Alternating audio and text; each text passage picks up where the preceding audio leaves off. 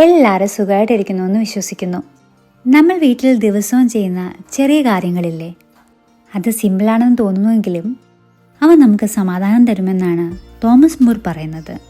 സാധാരണ വീക്കെൻഡ് ട്രാവലിങ്ങിനും ഷോപ്പിങ്ങിനും ഒക്കെ ആയിട്ടാണ് സ്പെൻഡ് ചെയ്യാറ്.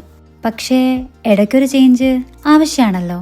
അതുകൊണ്ട് സൂപ്പർ ടേസ്റ്റി ആയിട്ടുള്ള ചെറുപയർ ദോശയും കോഫിയൊക്കെ ആയിട്ട് ദിവസം അങ്ങ് സ്റ്റാർട്ട് ചെയ്തു. ബ്രേക്ക്ഫാസ്റ്റ് കഴിഞ്ഞിട്ടുള്ള മെയിൻ അജണ്ട വീടൊക്കെ ഒന്ന് ക്ലീൻ ആക്കുക എന്നുള്ളതാണ്. പൊതുവെ പറയുകയാണെങ്കിൽ ക്ലീനിങ് എന്ന് പറയുന്നത് ഒരു നെവർ എൻഡിങ് പ്രോസസ്സാണല്ലോ. അതുകൊണ്ട് തന്നെ ഒറ്റ ദിവസം കൊണ്ട് വീട് മൊത്തം ക്ലീൻ ആക്കാനുള്ള പ്ലാനൊന്നുമില്ല. ഉള്ള സമയം വെച്ച് ഏറ്റവും അത്യാവശ്യമാണെന്ന് തോന്നുന്ന സ്ഥലങ്ങൾ മാത്രം ക്ലീൻ ചെയ്യലാണ് പ്ലാൻ. നമ്മുടേതേ ഒരു ഓപ്പൺ കിച്ചണാണേ. വീട്ടിലോട്ട് കയറി വരുമ്പോൾ ആദ്യം കാണുന്നതും കിച്ചൺ തന്നെയാണ്. അതുകൊണ്ട് തന്നെ കിച്ചൺ ക്ലീൻ അല്ലെങ്കിൽ ആ ഫുൾ ഡേ സ്പോയിലാവും. സോ ക്ലീനിങ്ങിൻ്റെ ഫസ്റ്റ് സ്റ്റെപ്പായിട്ട് കിച്ചൺ സർഫസിലെ സാധനങ്ങളെല്ലാം ക്ലിയർ ഔട്ട് ചെയ്തു. ഡെയിലി കുക്ക് ചെയ്യുന്ന സമയത്ത് ക്ലീൻ ആക്കി വെക്കുന്നുണ്ടെങ്കിലും ഇടയ്ക്ക് ഇങ്ങനെയൊരു ഡീപ്പ് ക്ലീനിങ് അത്യാവശ്യമാണ്.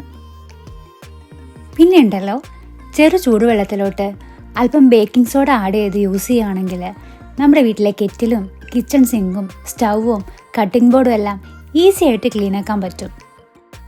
ഇതിൽ നമുക്ക് ചെറുനാരങ്ങ നീരും കൂടെ ആഡ് ചെയ്യാവുന്നതാണ് കേട്ടോ. ഇതേ ടിപ്പ് തന്നെ മറ്റൊരു രീതിയിൽ യൂസ് ചെയ്താൽ ഓവനിലെ സ്മെല്ല് മാറ്റാനും ക്ലീൻ ചെയ്യാനും ഒക്കെ പറ്റും. അതിനായിട്ട് കുറച്ച് വെള്ളത്തിൽ ഒരല്പം ബേക്കിംഗ് സോഡ അല്ലെങ്കിൽ വിനെഗർ ആഡ് ചെയ്തിട്ട് ഓവനിൽ ഹീറ്റ് ചെയ്യാൻ വെക്കുക. ഈ വെള്ളം ഹീറ്റ് ആകുമ്പോൾ ഉള്ള സ്റ്റീം നല്ല വൃത്തിയുള്ളൊരു ക്ലോത്ത് വെച്ച് വൈപ്പ് ചെയ്ത് കളയുകയാണെങ്കിൽ ഓവൻ നല്ല നീറ്റായിട്ടിരിക്കും. പിന്നെ കിച്ചൺ ക്ലീനിങ് പോലെ തന്നെ ഇമ്പോർട്ടൻ്റ് ആണല്ലോ ഡെയിലി നമ്മൾ ഫുഡ് കഴിക്കുന്ന ഇടവും.